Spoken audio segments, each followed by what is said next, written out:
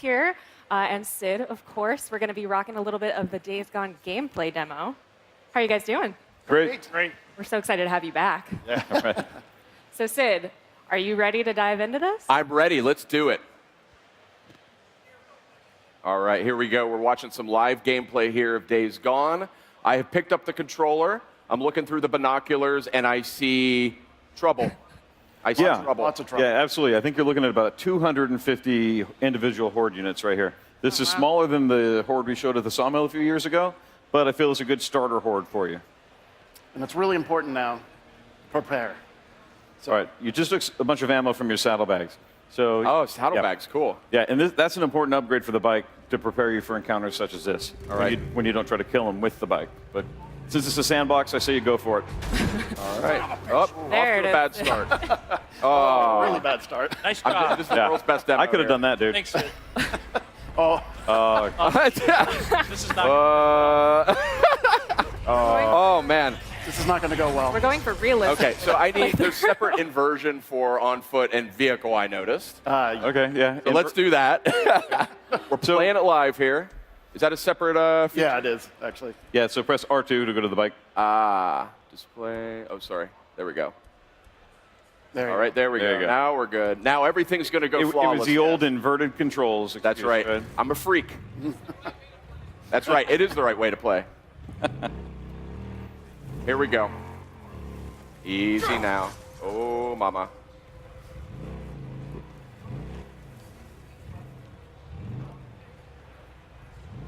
This is a more powerful bike than what I drove in the last build. Yes, this is an upgraded bike. Yeah. This looks gorgeous. So the Horde is back behind you, Sid.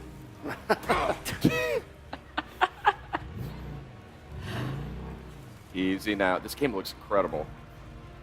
No strategy in this game is a bad strategy, but I'm going to say this is a terrible strategy. The worst strategy. Yeah. So tell me, what do I have in terms of weaponry here? Okay, well, so if you get off your bike, you can access your survival wheel, and on this you're going to have your weapons in the cardinal directions, but then in the upper right-hand corner you're going to have throwable explosives.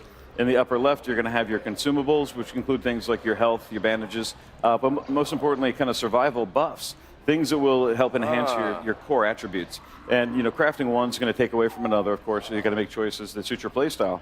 And then also we have distractions on the bottom left corner. Not really the best for the Horde, but on the bottom right we have traps. So in this case, I think you might have proximity bombs or airbag remote detonators. I think in this case you have the proximity mines.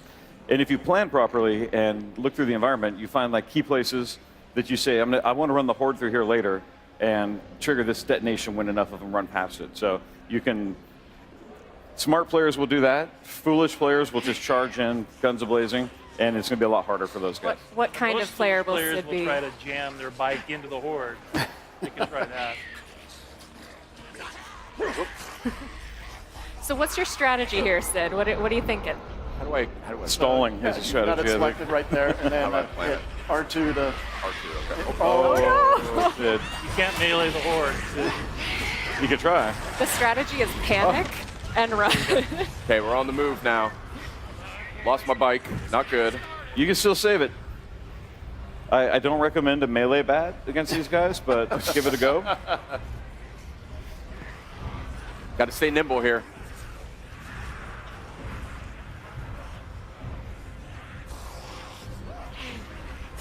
This is going to be 10 minutes of me running from these guys, isn't it?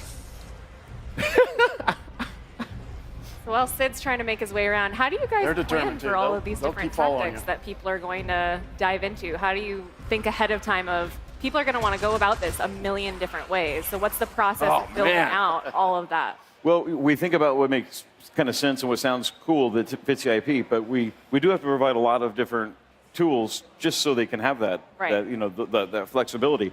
And then we just try to keep things very loose. So that we're going to be surprised by a lot of the videos we see online of people playing this. We'll be like, wow, I didn't think that would happen. And when we've done that internally, we've been surprised about how things just kind of work. So so we're supporting it by just... Always the best part of games like this is just seeing how people get so creative. Yeah, absolutely.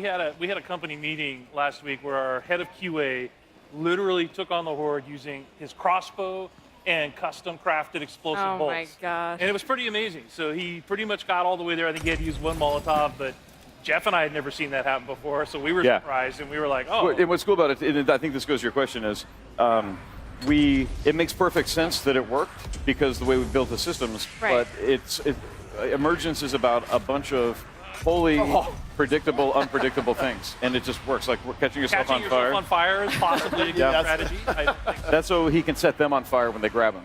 That's that was the plan. Okay. This is So also one of the things not we going want to well. point out, though, is that the Horde locations are all story-driven. And so this is a mass grave site. So Nero would have come in as the world was ending, dug these mass graves, and they happen to have giant barrels of fuel that they would have used to burn the corpses of all the people who had died during the pandemic. So there's a reason why you find all these explodables out in these areas. Yeah. And There you go. one of the key strategies is to go and find those first, and then plan as you're running around to try to drag the Horde. Out of ammo. You're out of ammo. There you go. And in these encounters, you really got to be thinking on your feet as you're running forward. Tore me to pieces. Not dying. I'm doing better, though. I'm getting a hang of this thing. Yeah. Now I got it all figured out. But you want to scan the environment constantly, looking for new opportunities, Yeah. and a lot of them reveal themselves. But you've got to be nimble, you got to be moving, you got to be thinking, and using the survival wheel, and just using every mechanical aspect at once to survive. And these are late game encounters. Okay. So you run into the Horde throughout the game. Early on, you can't take them on. You're not strong enough. You're not fast enough. You don't have large enough magazines in your weapons. So you really learn early on. You have to work your way up. Yeah, how you're stealth going. button? And by the time you get to this mission, you would have learned some of the strategies. And you'll notice those logs right there. If you blow those open, they'll actually. One of the things I think is great about this okay. too is that Release it, you you also can have the take out a cultists huge that are out So there. actually, You have Sid, go to your, animals that are out lower there. right-hand It's corner, like not 4 just o'clock on your creatures survival that you wheel. have to be worried about, and so this So could bring up the possibly survival be a wheel one, situation that you would and maybe then go to use the them to your kind of advantage 4 if o'clock, there were and other then enemies craft around. Place that thing on the barrel. Yeah, absolutely. So I think you have one equipped. So hold L2. This is one of the late game there you missions. go, and then There are R2. open world And then encounters. when you where trigger them, make sure they you run could have an downstairs. ambush camp Okay, that you have to cool. go take on. If you see a Horde nearby, you can be a Pied Piper. You can actually get on your bike, ride through the Horde, drag them up into the ambush camp, All right, and then watch the on. mayhem that ensues. Oh my gosh. All right, here they come, Sid. Oh, Nice one. nice. You got about a quarter of them. Front row. Front row. Then you Oh, you're going to have to reload Crazy. pretty soon, dude. get a run. Get out. Tried to tell you. It worked for a while. It did. I mean, we're making progress. Yeah. We're chipping away here. This is unlike anything I've ever played. I've never fought so many enemies at once. I mean, it's really, really interesting. Let's see here. I was digging these Molotovs. So one of the other things we wanted to point out is that we've been working really hard on performance. So if you saw the demo that we released some footage last month, it was kind of alpha footage. And, this kind of polish really comes very, say, very it's late in the running game. so smoothly. This is like almost final lighting for the environment. The environment tech guys have been working really hard on that. But also performance is key for this game because it's running at a solid 30 here. And we have a version on the regular PS4 that's also running at a solid 30. So There you we're pretty go. happy with where we're at. All right. All right, it's on. Oh, Oh. oh. There we go. Oh, there it is. Nicely done.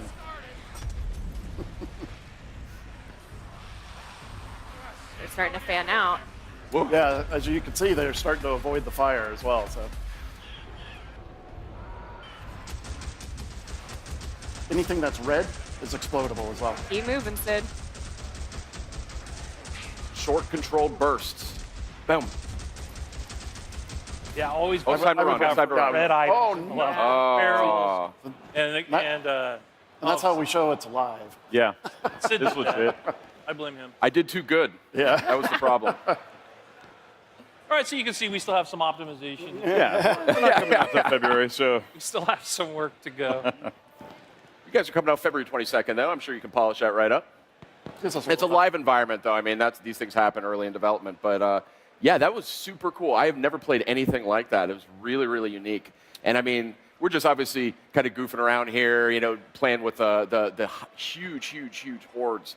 But I mean, there's a lot of stuff to do in this game, and there's a lot of emergent systems that come about, and you saw some of it here. I mean, every single time I tried that on, it was a completely different experience. Yes, exactly. And I know that's something that you guys are really focused on. I mean, whether it's the criers, the freaker ravens that may choose to attack at one point or another. We talk a little bit about how those systems sort of combine with each other. The horde is just one part of the game. Yeah. It's several. It's an ecosystem of creatures that are all trying to survive and using any tactics necessary, as are you. So humans are just as dangerous as the horde, just in different ways. The criers are dangerous in their own ways. And really, from a design point of view, we found just set up these systems so they interact, and the possibilities are endless. And the game just kind of makes it. I'm going to say makes itself. A lot of work went into setting it up to this point, but it allows you to be the author of your experience. And it's a really rich experience that is fun for us to watch. And I think that's what people want. In a game where it's about freedom with a character, and it's also about freedom in gameplay decisions and choices. And I feel it's the only way to make a modern game at this point. I mean, it's truly an emergent game, and there's just so many factors that can coalesce around it. So I have a real hunch that this one's going to be big among the streaming community. I mean, I think you never know what you're going to get, And even in our 7-8 minutes of play here, where I botched it horribly and then slowly figured out what to do, it was just totally different every time. So depending on what weapons, what tactics, what approach. Exactly. Bike, not bike, use traps, full offense. Do you guys have a couple favorite ways that you would have tackled that? So what I would have done Your is go-to strategy. what I like to do is sometimes I'll go through and place the bombs and stuff. I like to kind of get right into the action, and I like to level up on my stamina and my focus. In this situation, I think it's actually a little bit more important than health. If you pull it off properly, you can go unscathed if you can stay ahead of them, and you can use focus mode to go in and selectively target them. But it's just really cool to run through, and you feel like, Jason Bourne, kind of, hey, I can do this, I can do that, I can shoot this thing. If I vault through that, go over there, get some ammo, do this, and then I'll run back by my bike, and then I'll top off the ammo, and then I'll go back and I'll draw them around this way. It's just, it feels like you're in the decathlon. Jumped on the bike. I should have, when I got him pissed off, I should have run around, jumped on the bike, and gotten out. Yes, I've done that as well. Really got to keep an Jeff's a eye on better that player bike. than me, so I use the bombardment strategy, which is where I stock up on all the attractor grenades that I can carry, all the napalm Molotovs, all the pipe bombs, and I'll just lob those into the pit, and then just keep lobbing until I run out. And that'll take out 3/4 of the horde. How many freakers do you think we were seeing there? 250. Yeah. It's one of the baby hordes. Yeah, it's one of the baby smaller horde. hordes. So what I'm thrilled about this is that 2 years ago when we revealed it, it was our 500 unit horde. That's the same horde you were fighting today. It was kind of our simplest system to put in the game, believe it or not, and it just comes straight at you. Yeah. And it'll go around and over and through things, but it's so simple and yet so robust. But it's real, and I'm glad that you got a chance to see. No, it was. Kind of prove It's like nothing I've ever played before, and I can't wait to get in there and really get familiar with the controls and with the inventory system. There's a lot to take in here. I love games with that kind of depth and those tactical options. So, thanks guys for swinging by. Yeah.